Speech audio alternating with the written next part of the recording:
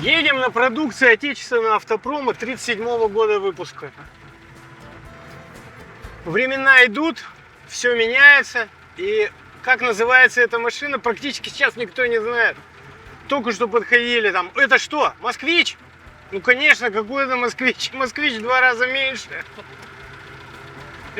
Это не Москвич, это продукция завода ГАЗ. ГАЗ М1. Это очень известная машина в истории. Так называемый воронок. Такая машина частенько подъезжала ночью к дому, забирала человека, и все, больше про него никто ничего не знал. Машина, которая была на службе у органов в основном, ну и у других органов государственных. В частные руки я что-то не слышал, чтобы такую машину отдавали. Если кто-то хочет узнать технические характеристики, сколько было выпущено, какая тут трансмиссия. Вот есть такой очень хороший канал «Старая школа». Там мой друг Алексей Заславский вам все расскажет очень подробно на протяжении получаса все про эту машину. Мы же просто на ней будем ездить, смотреть, какая она на самом деле внутри красивая. Очень простая конструкция, практически неубиваемая. Вот, чтобы по таким дорогам гонять. Из удобств тут очень много. Целый спидометр, указатель уровня масла, бензин показывает. И это зарядка генератора. Пепельница обязательно. Как без нее. Бардачок. Вот смотрите, как работает форточка. Крутишь, и форточка крутится.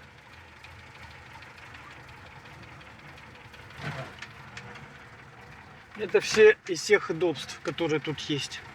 Ну, дергается это. Вот самая отличная дорога, вот там, туда надо вперед показать. Вот, на Эмках и ездили. На дороге были только в Москве, все остальное было вот. Вот оно впереди. То, что надо. Но мы туда не поедем. Все-таки это плод такой многолетней реставрации. Тщательно отреставрированный автомобиль. Наша история. Едем по полю с горохом. Максимально приближенный к тем условиям. Практически 100 лет назад, 90 лет назад. Вот был выпущен этот автомобиль. Сиденье, офицерская ткань.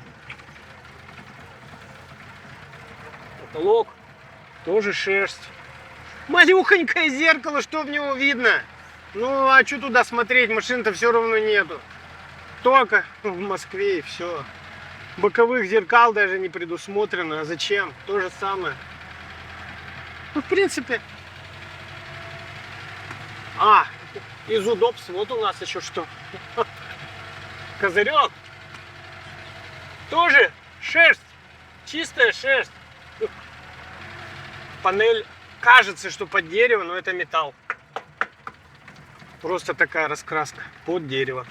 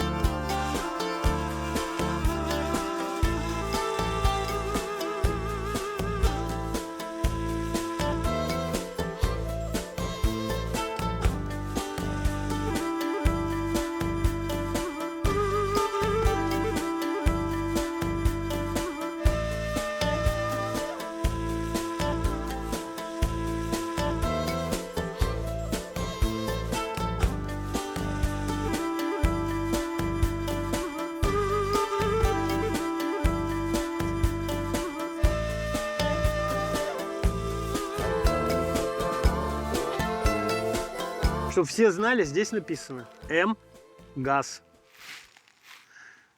Один здесь нигде нет. Ну, просто знают, что газ М1. Это пробка радиатора. Раз, открываем.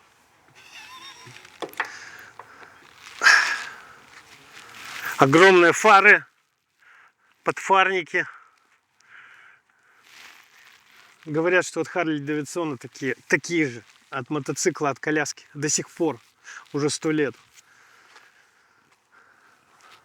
Украшалась машина вот такой красной стремительной полосой по всему периметру. И очень интересно, ну, я думаю, красиво выглядят колпаки вместе с этими с треугольничками на дисках. Диски до сих пор можно купить в Америке за бешеные деньги. Называются они Artillery Wheels. Они подходят от Форда пикапа. Какой сзади интересный кофр. Это не для бутылок, нет, нет. Сюда пряталась запаска, чтобы было красиво, видимо.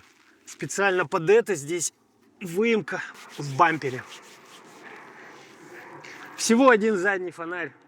Ну так, зачем он нужен? Освещение номера и габариты. И очень шикарный задний диван с кучей мест. Интересно, здесь называется вентиляцией.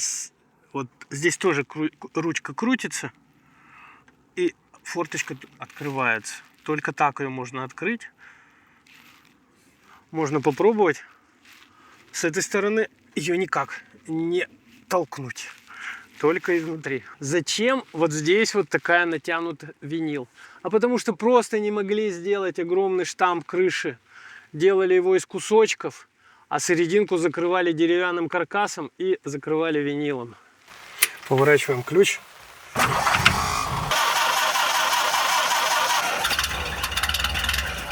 Нужна педаль стартера.